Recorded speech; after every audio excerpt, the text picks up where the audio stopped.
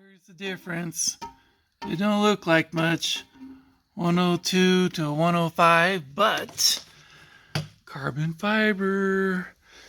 A little bit taller setup. Has removable and adjustable nozzles for air intake for different RPMs. Going to be taking the 102 fast off. So this worked pretty good. It gave me about 30 extra horse.